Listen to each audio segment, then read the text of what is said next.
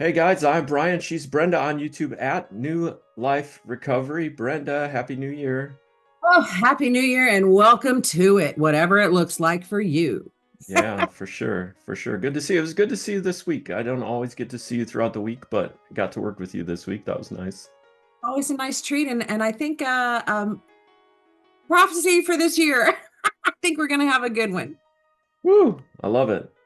So it was I think it was a counselor in Lawrenceburg named Brooke who said she's been asking her clients in group therapy rather than talking about what are some things that you want to do this year, New Year's resolutions, what are some goals that you have to do? She said I started asking my people what are some things that you should stop doing? What are some things that maybe I want to not do this year? And I thought that was a worthy conversation to have. Um, I wrote down a bunch of things like,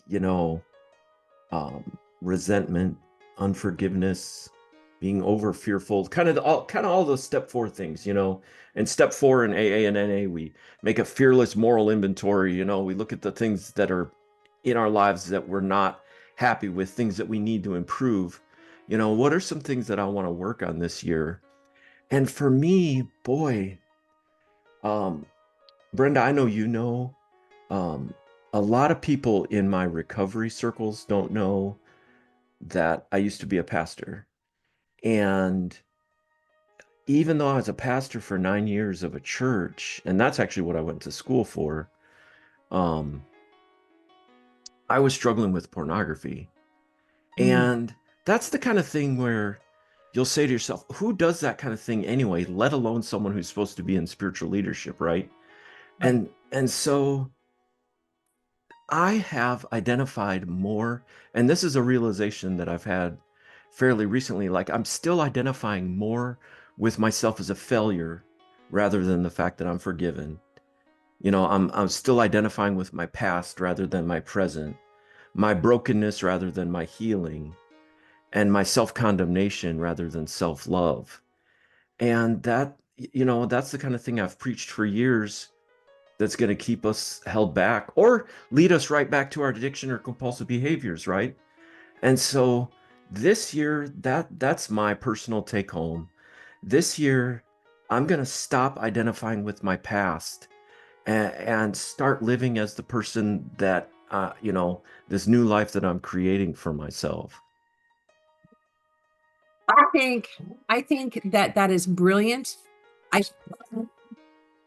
so this is my takeaway from that. And I agree. I think it is important in that New Year's to, yes, of course, focus on yourself, but also you should focus on what you're doing well.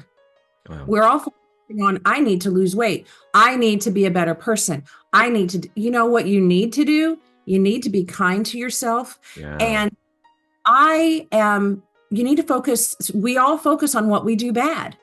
Yeah. Some need to focus on what we do well. And everybody is going to have a pitfall because we are human. We're human. Yeah. Yeah, we go so far to be self-condemning, and we don't have self-love and self-compassion. Yeah, I think that's a big area we could stand to grow in. The differentiation I want to make, there's a difference between self-love and conceit. There's a difference between self-love and selfishness. And I Yeah. think the world has it wrong. When we say, oh, self-love, what are you going to do? Oh, I'm going to go buy a pair of Louis Vuittons. Okay, well, that's $1,200 if you get them on sale. If that's your version of self-love, then go for it, but you shouldn't get in debt because of it. And then you have to also, how long are those shoes going to make you happy? Whereas I enjoy drawing. I'm not good at it. I'm not good at it. But you know what? If I just enjoy it and I'm not trying to be in the Louvre, then that's going to help me this year to focus on more of what I enjoy. And of course, I want to work on what I need to work on. I'm not saying don't do that. Right, right. I'm saying you shouldn't make it such a focus because you're setting yourself up for failure. That's why it's Yeah. such a joke. Make a New Year's resolution on January 1st and have it break it by the 5th. It's Yeah. unrealistic. The world That's is. the way it was. Yeah, that's so good. And I've given thought too recently about that idea of I'll be happy when I get this new guitar. I'll be happy when I get this new. And yeah, it never satisfies. And one thing you'll hear me say a lot in recovery is Snickers doesn't satisfy. The commercial Snickers really satisfies. Maybe I've said that on here before. I don't know, but Snickers doesn't satisfy. It gives you a sugar rush, and then it gives you a burst of energy, and then you crash. What satisfies is a good meat and potatoes type dinner. That satisfies, that leaves you not wanting more. And all of those things, whether it be pornography or drugs or alcohol, or the things of the world that we think, once I get that Louis Vuitton bag or that new car, or that new guitar, it doesn't satisfy because pretty soon it wears off and we want the next thing. That's really good. And I agree with what your counselor said. If you're going to make a list of what you are going to do, make a list of what you're not going to do. It's that Ben Franklin list, that pro and con list. It can work for anything, but what is going to make it work is your decision. And when you mess up, hey, everybody does. Just pick it Yeah, up. You're not ever moving back. When everybody says, "Oh, I wish I could just go back to where I used to be." No, no, no, no, no, because the way it used to be is what got you where you are. You don't ever want to go back. The point right. is forward and to work on that foundation.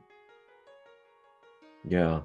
I made a list. I'm not going to read the whole list, but some things that maybe I need to stop doing, maybe we need to stop doing. And as I read this list, see if any of this resonates with you. Um, I need to stop being impatient. I need to stop being hateful. In this year, I'm going to stop being so insecure. Or for some, I mean, I know I'm stepping on some toes here, but your perfectionism, um, your intolerance. For some, maybe I need to cut off some of those provisions that I've made. For example, you still have paraphernalia in your house. Maybe that's something you need to get rid of. If you're no longer smoking, why do you still have a crack pipe, right? If you're still no longer running around, why do you still have that fake YouTube, Facebook account or Instagram or Snapchat?